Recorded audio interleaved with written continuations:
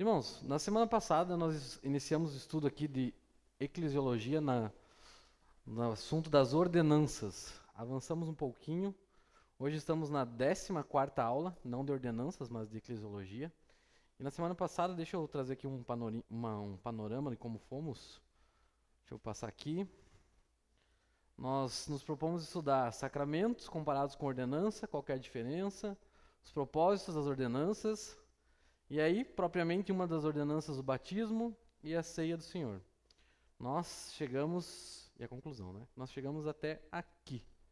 Estudamos diferença de sacramento para ordenança, propósito das ordenanças, e do batismo a gente chegou até os propósitos, que era um objetivo maior que eu tinha, mas depois tinha algumas curiosidades ali. E aí essa semana, refinando os slides em casa, eu decidi que eu vou trazer também essa parte do estudo. É provável que a gente não vá conseguir terminar a ceia hoje, talvez a gente entre até a ceia, mas talvez a gente consiga chegar na ceia, vamos ver até onde vamos, né? Mas sem pressa, né, irmãos? Também não estamos em sangria desatada, como se fala, né? Aqui uma pequena revisão, irmãos. Não vou tomar tempo de novo revisando tudo que a gente já viu na semana passada, mas só uma pequena lembrança de qual que é a diferença de sacramento para ordenança. Então nós aprendemos que existem linhas teológicas que acreditam, propriamente dita mais a linha católica, que sacramento transmite graça. Então por isso o nome vem ali de sacramento, que eles acreditam que há uma transmissão de graça quando você participa no sacramento. Então lá na Igreja Católica vai ter diversos sacramentos, e aí o batismo lá é um sacramento e a ceia também é um sacramento. Eles acreditam que essas duas ordenanças, que nós chamamos de ordenanças e eles de sacramentos, transmitem graça e são capazes de te infundir, infusão, que eles creem, a justiça. Então, quando você se batiza, quando você toma a ceia, você recebe lá um pouquinho de justiça, isso vai se esvaindo e ao longo da sua vida você tem que estar buscando a justiça, buscando a justiça. Nós aprendemos aqui que não é essa a visão certa, a visão bíblica é que a justiça é imputada, conforme Romanos 5:1, e nós aprendemos que as ordenanças foram dadas como símbolos de Jesus para nós, para que nós lembramos de verdades sobre a salvação. Então aqui, irmãos, a gente viu também os propósitos das ordenanças, a gente viu que são símbolos visíveis de verdades espirituais que já ocorreram, fortalecem a nossa fé quando nós participamos do batismo e também da ceia, e também é um testemunho público da obra de Cristo. Tudo isso aqui já vimos, então eu estou só retomando aqui rapidinho, e também porque a minha esposa falou, eu estou falando muito rápido nas primeiras partes, eu falei, devia estar bem nervoso, aí eu acelero mais ainda, mas hoje eu vou tentar ir mais devagarinho aqui com vocês. Então aqui, irmãos, um resumo da semana passada dessa parte do que são as ordenanças. Então, as ordenanças são atos simbólicos instituídos por Cristo, é bom isso ficar bem claro que foi Cristo que instituiu, que não transmitem graça, mas representam verdades espirituais centrais da fé cristã. Servem como testemunho público, fortalecimento da fé e lembrança viva da salvação em Cristo. Então, assim, irmãos, apesar de ser simbólico o ato, eu não quero aqui diminuir o ato para quem acredita que tem uma transmissão de graça. Ele é simbólico, mas ele é muito importante, foi ordenado pelo nosso Senhor. São as nossas duas ordenanças, a gente não pode menosprezar nem o batismo e nem a ceia. Então eu quero que fique bem claro esse ponto, que não é porque a gente não crê que tem uma transmissão de graça que nós podemos, vamos fazer de qualquer jeito, porque não tem graça ali, então não vamos respeitar. Não é assim que funciona. Aí, irmãos, chegamos no batismo. Ainda pontos que vimos na semana passada aqui. Do batismo a gente viu o significado da palavra, isso é muito importante. Eu espero que vocês decorem essa parte, porque essa parte do que significa a palavra batismo, ela vai ser muito importante quando a gente estudar hoje sobre a forma de batismo. Então, mergulhar, imergir, vocês já estão cansados daquele exemplo de emergir o tecido, tirar o tecido, e o tecido se identifica, mas é muito importante pela questão do significado da palavra, para que nós entendamos como era realizado o batismo na época de Jesus. Eu vou trazer também umas evidências históricas. Liguei o microfone para tossir, ó. Começando a adquirir uma habilidade que eu estava tentando adquirir. Já estou começando a me especializar no microfone aqui. Então, a palavra significa imergir. Isso é muito importante vocês saberem. Então, no Novo Testamento, imersão em água como símbolo da morte e da ressurreição. Propriamente o símbolo ali, aquele símbolo que nós passamos no batismo, e quando o pastor ali ele nos afunda na água, nos se levanta, significa ali a morte e a ressurreição que estamos participando da morte e ressurreição de Cristo, estamos nos identificando com Ele, estamos declarando que estamos seguindo uma nova vida, enfim. E representa também a nossa união com Cristo, né?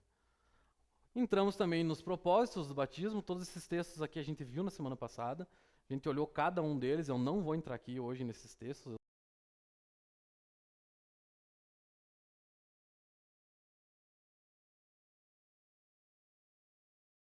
Discípulos, uma marca da entrada na comunidade dos seguidores de Jesus, uma representação da lavagem espiritual.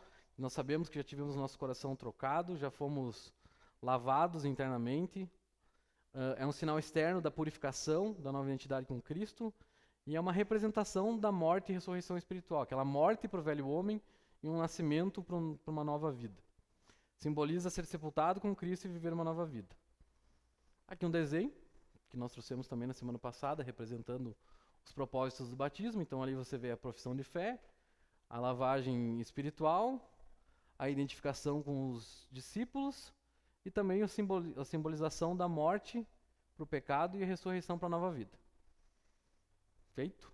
Até aí nós já vimos na semana passada.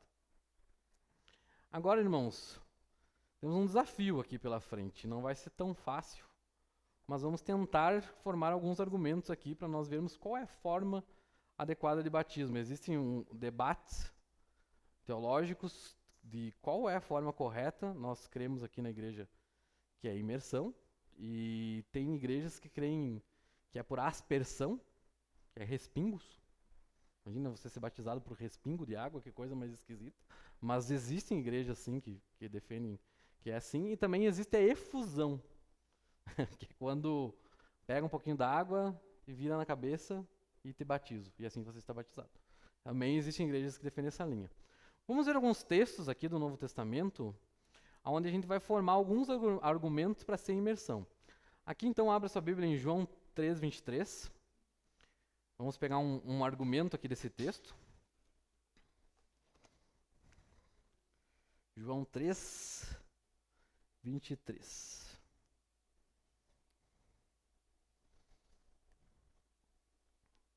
É um texto que fala sobre João Batista.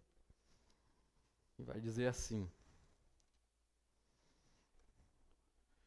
Ora, João também estava batizando em Enom, perto de Salim, porque ali havia muitas águas, e o povo se dirigia para lá e era batizado.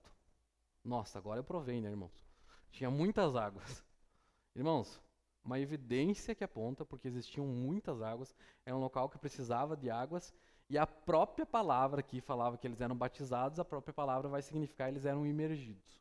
Então, assim, eu sei que agora pode ser que tenha um irmão presbítero me assistindo, um irmão católico ali. Católico vai ser difícil ser irmão, né? Mas pode ter um católico assistindo, ou um presbítero, e vai argumentar, nossa, ele usou esse texto para provar. Mas eu só quero pegar uma evidência ali das muitas águas.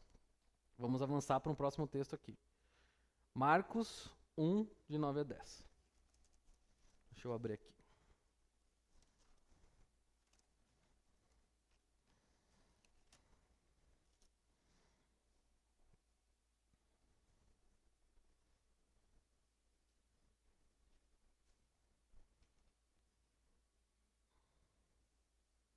Aqui, irmãos, o tema do capítulo é a revelação de Jesus como Filho de Deus. E aqui no versículo de 9 a 10, no capítulo 1, ele fala: Naqueles dias Jesus veio de Nazaré, da Galiléia, e foi batizado por João no Rio de Jordão. Logo ao sair da água, Jesus viu o céu se abrindo e o Espírito descendo como pomba sobre ele. Logo ao sair da água. Então aqui temos uma evidência que Jesus estava na água, ele entrou na água para ser batizado. Se fosse respingos da água, provavelmente ele não deveria ter entrado até a água e ter se molhado. Eu sei que, mais uma vez, repetindo aqui para vocês, isso não prova, não deixa claramente, mas sabe por quê, irmãos, que... Peraí que eu fiz caca aqui no notebook. Não sujei dessa vez, eu só cliquei no lugar errado. Eu sei que aqui, irmãos, talvez isso não vá provar claramente por que é por imersão. Mas sabe por que é tão difícil também mostrar que o batismo na Bíblia tem algum texto dizendo que tem que... Porque, irmãos, a Bíblia ela não se preocupa em ensinar a forma correta de batismo. Pois a própria palavra, como nós aprendemos na última aula e vimos aqui de novo, a própria palavra significa imergir. Nós não conseguimos provar com esses textos aqui claramente que houve uma imersão completa e afundou até a tampa da cabeça. Nós não conseguimos chegar até lá. Mas o próprio significado da palavra e a representação do batismo, a própria representação do batismo, da morte e ressurreição, já mostram que o jeito correto deve ser por imersão. Então, assim, eu sei que aqui, depois nós vamos ver um outro texto que também vai falar um pouquinho disso.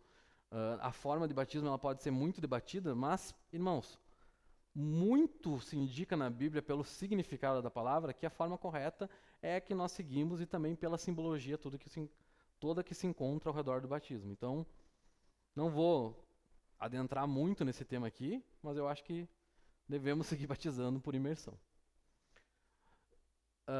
Próximo tema. Esse é bom, né? Batismo infantil. Não, Melis? A Melis fez que não com a cabeça para mim ali. Devemos ou não devemos batizar as criancinhas? O que vocês acham? Não? As crianças também concordam? O Bernardo concordou. Então, olha só, irmãos. O que a gente encontra na Bíblia também sobre esse tema aqui ele é um tanto quanto polêmico, porque assim como temos os católicos batizando, eu acho que ninguém se escandaliza aqui com um católico batizando uma criança. A gente olha para isso e a gente sempre diz, né? Católico, transmissão de graça, que eles vão crer, eles creem diferente da gente, beleza. Mas eu tenho certeza que quando a gente vê os irmãos presbiterianos batizando as crianças, aí todo mundo fica assim, ué, uma coisa é um católico batizando. Outra coisa é quando você vê Augusto Nicodemos, Hernando Dias Lopes. Talvez eu não vá, irmãos, entrar aqui tanto no tema do porquê eles realizam esse ato. Eu vou explicar um pouquinho por cima para vocês, assim, mas é um assunto que precisaria chamar o pastor Adriano aqui na frente para me ajudar. E teria que fazer isso, né? Não vou fazer isso, não se preocupe. Porque é um tema polêmico e que requer bastante estudo em cima. Mas enfim, vamos ver um pouquinho do que a Bíblia fala, então.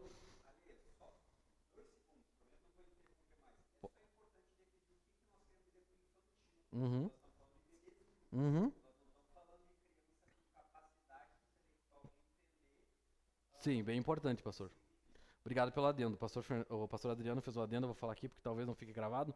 Mas o que eu quero dizer aqui por batismo infantil é por bebezinhos, quem ainda não tem capacidade de proferir a fé ali, de declarar que crê. Nós estamos falando de bebês, né, bem pequenininhos, crianças pequenas ali. Não vou definir idade aqui também para não me complicar. Mas então, no Novo Testamento, irmãos, a gente sempre vê o batismo ligado a crer primeiro. Sempre. Então, vamos abrir nossas Bíblias em Atos 2:41 aqui. Aqui já temos uma evidência. Aqui é Pedro pregando no dia de Pentecostes, e a gente vai ver que muitas pessoas se converteram através da pregação de Pedro. Essa pregação também já está gravada. Atos 2, verso 41. Me perdi na minha Bíblia. Aqui. Aqui, 3.000 batizados.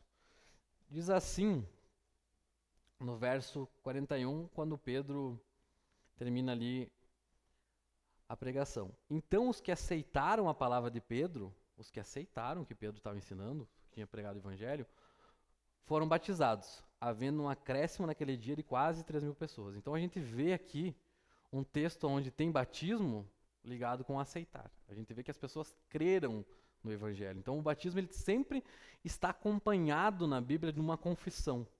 Ele nunca está na Bíblia solto. Não está assim. Então todos foram batizados ali que está, não, todos que aceitaram, todos que o aceitar ali significa o ato de você entender, de você para aceitar alguma coisa você precisa entender, você precisa dizer que sim àquilo, você precisa concordar com aquilo. Então, se você voltar ali no verso 38, olha o que Pedro responde quando eles dizem para ele, olha o que ele fala. No 37 eles tinham dito para ele, o que faremos, irmãos? E aí ele fala, Arrependam-se e cada um de vocês seja batizado em nome de Jesus Cristo para a remissão dos pecados e receberão o dom do Espírito Santo. E aí, ali, os que aceitaram foram batizados. Então, assim, a gente vê que teve um grande batismo ali, mas teve a parte da aceitação. Aqui, talvez, eu tinha esquecido de botar o texto, mas agora vá para Atos 8. Aqui, irmãos, esse texto aqui deixei ainda mais claro. O pastor Fernando também já pregou esse texto. O versículo 36 a 38. Aqui, irmãos, só para dar um contexto aqui, se você viu as pregações do pastor Fernando, você sabe o que eu estou dizendo. Aqui, Felipe encontra um eunuco que estava lendo o texto de Isaías, e aí o eunuco vai com Felipe, Felipe expõe para ele as verdades ali, explica as verdades bíblicas, e chega num momento aqui no verso 36, onde, seguindo pelo caminho, chegaram a um certo lugar onde havia água. Então o eunuco disse: eis água aqui, o que impede que eu seja batizado? E aqui, irmãos, tem a resposta de Felipe que responde: é lícito se você crer de todo o coração. Então ele disse: creio que Jesus Cristo é o Filho de Deus.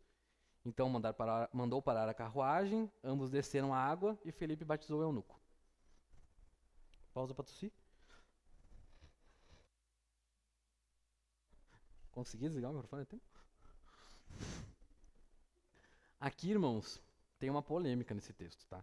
O pastor Fernando já expôs, que graças a Deus eu pude assistir hoje um pouquinho da exposição do pastor Fernando para roubar vários argumentos bons que ele deu aqui, né? Graças a Deus pelas bênçãos dos nossos pastores, mas não é roubar, né? É compartilhar, né? Compartilhar a bênção. E aqui talvez você não lembre o tanto o que o pastor explicou nesse texto, mas se você vê aí na sua Bíblia, não sei se todo mundo está usando o NAA, mas se você vê, no verso 37 ali até o final dele, está entre colchetes ali, você viu? Repararam? O texto está entre colchetes? Eu não sei se todos vocês sabem, também estou metendo num tema polêmico aqui, mas existe uma linha da teologia que é a crítica textual. Então essa linha, irmãos, ela verifica os manuscritos e vai verificar se os textos que nós temos aqui, eles vieram da pena do escritor. Então a própria Bíblia, ela se prova por ela mesma, porque ela mesma se coloca em prova. Entenderam? A Bíblia mesmo, os estudiosos da Bíblia, os críticos textuais, eles vão até o fundo para saber se aquele texto foi escrito pela pessoa mesmo. Então aqui, irmãos, as evidências apontam nesse texto aqui, nesse verso 37, que esse verso não saiu da pena de Lucas. Ele não saiu do apóstolo. Mas por isso que ele está ali, porque teve debate sobre o texto, por isso que ele está entre colchetes, ele não foi removido. E a forma de escrever aqui também não é a forma de escrever de Lucas. Então tudo indica que esse texto foi uma adição do copista. Provavelmente o copista ali estava preocupado com ter um batismo sem ter uma confissão, e ele pensou: vou adicionar um texto aqui e ninguém vai perceber. Salvo engano, né, irmãos? Estamos todos aqui, 2025, falando que o copista adicionou o texto. Então, irmãos, qual que é aqui a questão? A questão é, irmãos, que como o pastor Fernando explicou, Felipe e o eunuco ficaram um bom tempo junto. Não foi uma questão assim de Felipe conheceu o eunuco, ele explicou para ele um pouquinho ali e já saiu batizando. Eles andaram, fizeram uma viagem. Felipe provavelmente explicou para ele quais são os custos de seguir a Cristo, explicou para ele as verdades da Bíblia e depois disso ele pediu para ser batizado, porque o eunuco vivia num contexto diferente do nosso.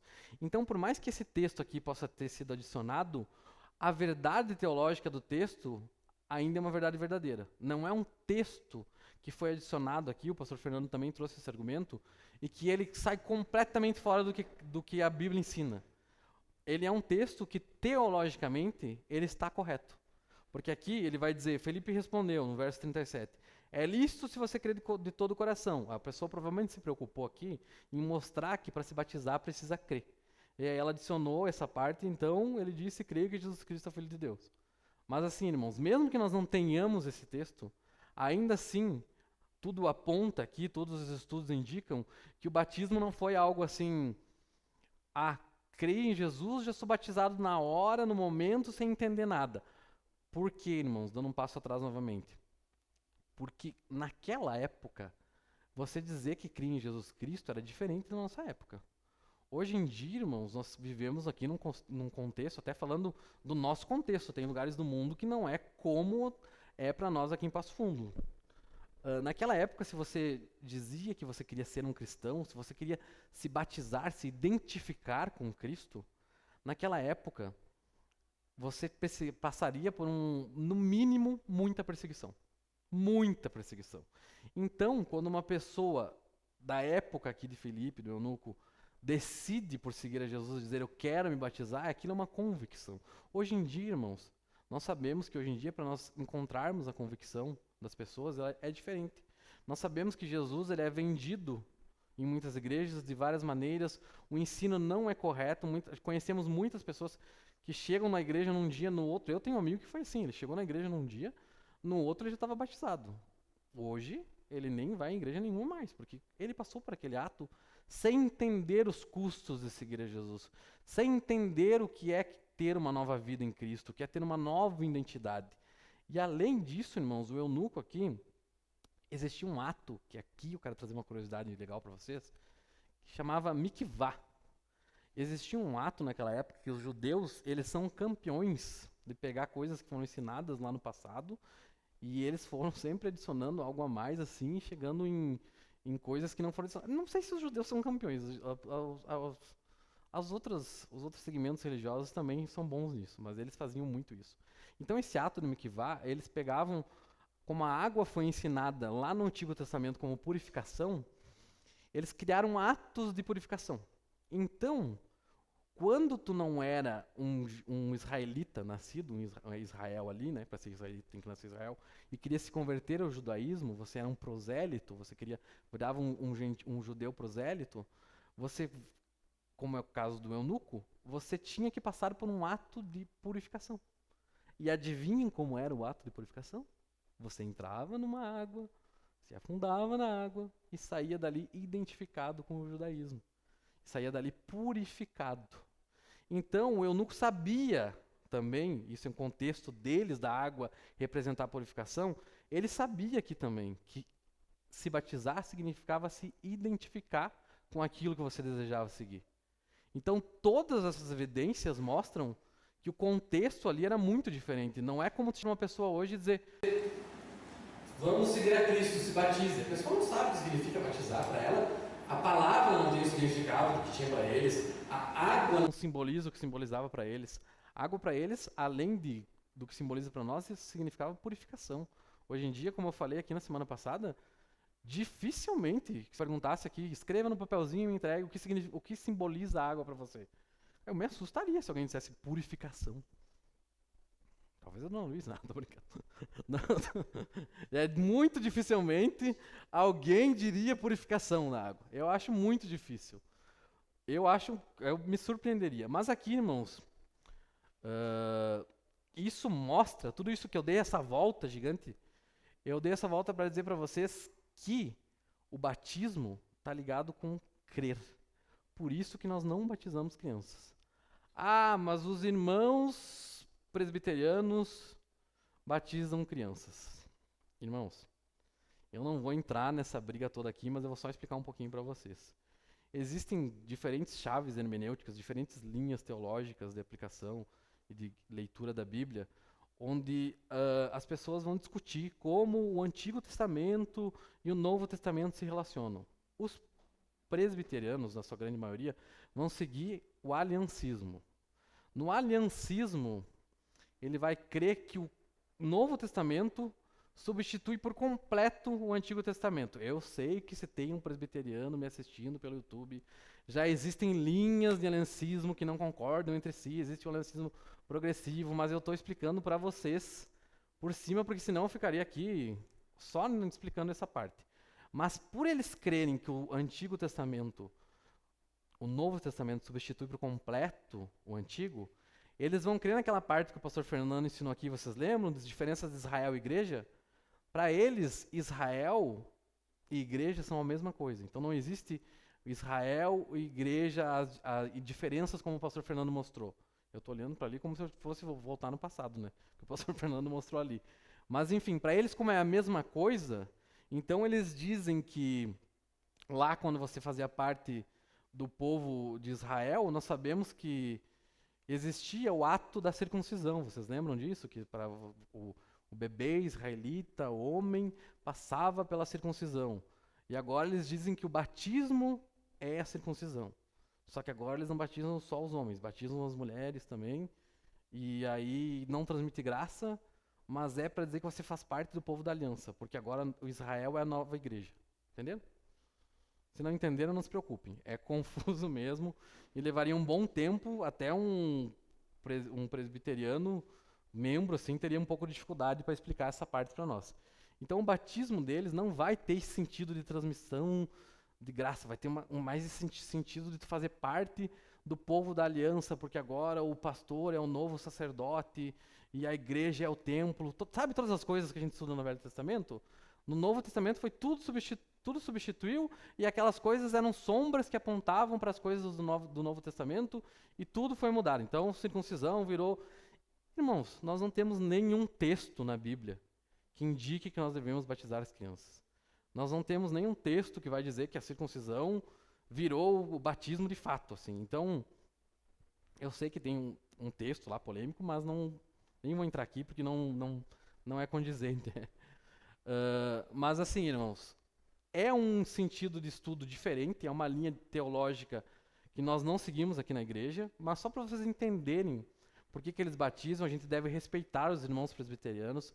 Eles são irmãos que estudam muito também, e diferente ali do catolicismo, que vai crer no ato da transmissão da graça para a salvação, eles não vão dizer isso em si. Então, assim, eu gostaria de fazer essa comparação aqui de diferença para ficar claro que eu não estou colocando todos no mesmo pacote, né?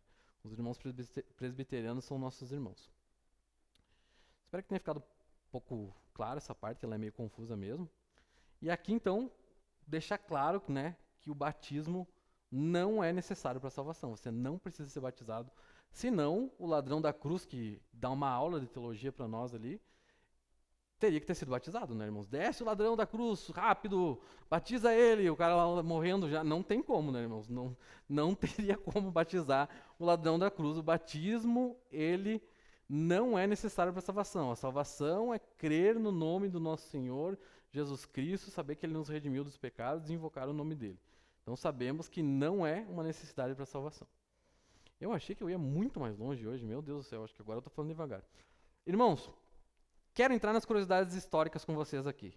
Da onde veio isso de batizar? Eu sempre tive essa curiosidade de entender. Como assim? Tudo bem, eu entendo eu entrar na água, o que simboliza, mas de onde tiraram essa ideia, né? Quem que foi ali, vou te afundar na água e tal? Sempre tive curiosidade. E aí a gente vê que isso foi progressivo na história.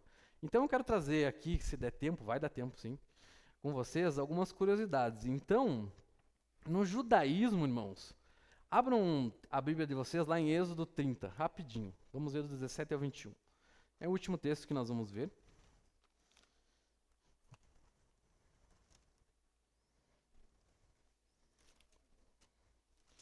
Êxodo 30.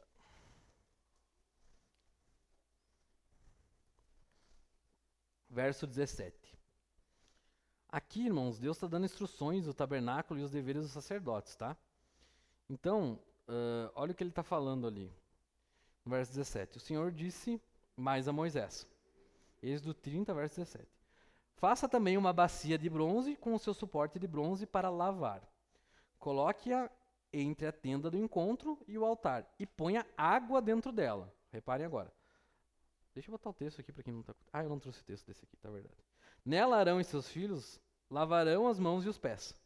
Quando entrarem na tenda do encontro, eles se lavarão com água, para que não morram. Também quando se aproximarem do altar, para ministrar, para acender a oferta queimada ao Senhor, lavarão as mãos e os pés para que não morram.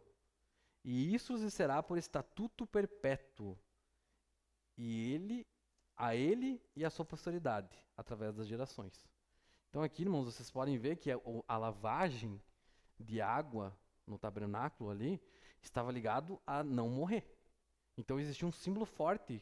Se eu não lavar minhas mãos aqui para fazer o ato, eu estou impuro. Existe algo aqui que representa impureza. Eu vou morrer, o Senhor vai me matar. Então, irmãos, os judeus, como eu falei para vocês que eles são muito bons de evoluir as coisas, eles tinham esse ato lá e ligaram como purificação. Mas o que eles fizeram no futuro? Aqui a gente vai seguindo. Então, na lei de Moisés, a gente vê essas lavagens em caso de impureza, e eles criaram esses mikvat, que são, ou que no plural, mikvot, eu acho que fala, são tanques de purificação cerimonial. Os prosélitos passavam por isso, como era o caso do eunuco, quando você era uma pessoa que não nasceu em Israel, queria seguir o judaísmo, você é um judeu prosélito.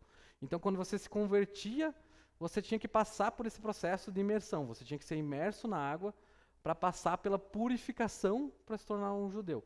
Isso aqui não é instrução da Bíblia, tá, irmãos? Isso aqui eles criaram posteriormente, que fique bem claro que aqui nós estamos entrando na parte de curiosidade histórica. João Batista trouxe a ideia do batismo de arrependimento e Jesus estabeleceu o batismo cristão como sinal de nova vida.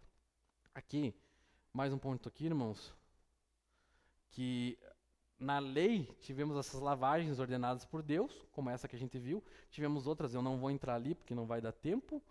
E também tinham tradições, na tradição, irmãos, aqui já não é Bíblia, tá? Quando tiver escrito tradição, é tradição. Os rabinos, eles ampliaram esse uso desses mikvah, o uso desses mikvah, para prosélito, mulher depois que terminava a menstruação, e também virou prática frequente. Eles começaram a fazer assim, estou impuro diante do Senhor. Preciso de um banho. Ia lá e purificação. Não sei se vocês não faziam isso nos dias quentes, né, irmão? Aproveitava, preciso me purificar, a piscina. Mas assim, irmãos, também eu sei que eles eram bem sérios e rigorosos com essas coisas. Mas virou uma prática assim. E ao redor do templo lá, a gente tem dezenas desses mikvot nas escadarias. Acredita-se muito que o batismo ali de Atos que a gente leu, que tinham 3.000 pessoas ali, o que nós precisamos fazer? Se vocês creem, então sejam batizados, que Pedro fala ali. Acredita que muitos foram batizados nesses tanques aí. Pode ser que eles tenham sido batizados nisso. Que então 3.000 pessoas foram batizadas. Provavelmente foram nesses mikvots aí. Aqui, irmãos, um mapa. Vocês gostam de mapa, né? Todo mundo já brilhou o zoinho pro mapa. Aqui, irmãos, ali nós temos então em cima Jerusalém. Nós temos Belém ali mais para o centro. Lá embaixo nós temos Massada, vocês estão vendo lá para baixo, na costa esquerda do Mar Morto ali. Essa cidade é uma cidade onde Herodes o Grande, que era o vô do Herodes, aquele que morreu comido por vermes na última pregação do pastor Fernando, ele construiu uma fortaleza ali. Acredita-se que nessa fortaleza se teve uma luta dos romanos com os zelotes depois. E ali em cima, um pouquinho em cima, ali vocês estão vendo Engedi ali. Engedi, não sei como que fala certo, irmãos, né? Me desculpem aqui pelo meu hebraico. Mas ali no Engedi, ali, irmãos, ali acredita-se que foi aonde Davi se escondeu de Saul, lá em 1 Samuel 24, onde Davi se esconde numa caverna, que Saul está indo perseguir e matar ele. Se acredita que foi naquela região ali. Hoje é um ponto turístico, tem várias cachoeiras, tem ali um ponto famoso porque tem água no deserto ali. Mas lá em cima, irmãos, é o nosso ponto de interesse. Vocês estão vendo lá, mais para cima no desenho, bem em cima, bem tocando lá, o Mar Morto. Lá é uma região que começa com Q lá, mas a pronúncia é com R. É um sítio arqueológico. O sítio arqueológico é lugares onde estão encontrados artefatos que contam a história da humanidade. Então ele fica na margem nordeste do Mar Morto, em uma região desértica ali. Fica a 40 quilômetros de Jerusalém. De Jerusalém ali, 40 quilômetros. Então, irmãos, acredita-se que ali viviam os judeus essênios. Quem que eram os essênios? Os essênios é aqueles que se separaram de Jerusalém porque consideravam os sacerdotes da época e o templo corrompido. Os essênios, eles esperavam por 2 messias. Eles acreditavam que vinha um messias rei e que também vinha um messias sacerdote. Estavam com um pensamento, só que eles achavam que eram separados, né? Então, eles tinham uma disciplina rigorosa, né? Eles tinham horários fixos de refeições, orações, eles estudavam a lei e eles não concordavam com o que acontecia em Israel, então eles pegaram um canto isolado lá. E o que foi encontrado lá, irmãos? Toda essa volta de novo para mostrar para vocês. Foram encontrados esses tanques, onde eles faziam esses rituais, onde eles davam esse banho de purificação nos prosélitos, nas mulheres, e eles mesmos começaram a fazer isso várias vezes. No dia, vou ler Vou estudar alguma coisa aqui. Ah, não, primeiro eu tenho que me purificar. Estou impuro. Começar a entrar na noia da purificação e tomar vários banhos no dia. Aí, então, se você for ver ali, ele tem meio que uma separação no meio, porque acreditava-se que. Agora é noia, irmãos, agora é viagem mesmo. Acreditava-se que quem estava descendo estava impuro e quem estava saindo estava puro. Aí eles criaram uma divisão. Mas era na mesma água. Então, assim, irmãos, é estranho, mas funcionava para eles. E aí, qual que era a ideia? Tu entrava ali, dava a voltinha ali e saía puro. Mas o que eu quero falar para vocês? Eu quero falar que para as pessoas da época, quando viram João Batista batizando, ou quando Jesus falava sobre o batismo, não era tão estranho quanto para nós. Porque eles já sabiam que existiam esses ritos de purificação. Eles já ligavam uma coisa à outra, eles já conseguiam encontrar um meio do caminho ali, apesar de ser um símbolo diferente. Aqui, irmãos, é como ele era ali. Essa região passou por um terremoto, então tá tudo meio quebrado ali, não dá para ver o certo, mas ele tinha uma ideia de tu desce aqui, dá uma danadinha pro muro ali para separar, né? Óbvio, o impuro do puro, né? Aí quando passa o lado ficou puro, e aí tu sai por lá para não se misturar, né? Porque tu tá puro e tá vindo um monte de impuro ali. Estranho, irmãos, mas a ideia era essa. Aqui também para vocês terem noção da profundidade. E assim, eles foram perseverando nisso, tinha vários modelos, não era só esse modelo aqui. Então tinha também, olha aqui, ó, esse aqui é meio cabuloso aqui. Você pensou se batizar nesse negócio, hein? Tinham vários modelos, eu trouxe alguns aqui, irmãos, eu sei que vocês gostam de figurinhas, né? E aí, a ideia é essa, irmãos, tentar entender da onde vem o batismo e mostrar que para os judeus não era algo tão distante como é para nós. Aqui, irmãos, uma conclusão rápida, porque eu já estourei meu tempo de novo. O batismo simboliza, então, que a gente morreu para o nosso pecado e vivemos para Cristo. Simboliza a nossa união com Cristo. Representa a morte para o pecado e a ressurreição para a nova vida. E um início visível da caminhada cristã. Aqui um quadrinho resumo final. Simboliza que morremos para o pecado e vivemos para Cristo. A união com Cristo.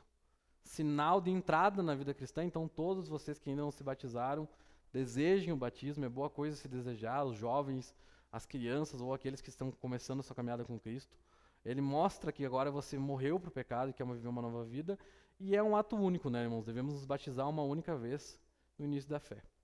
Então, completamos o quadro do batismo. Semana que vem a gente vai tentar completar o quadro da ceia. Era isso, irmãos.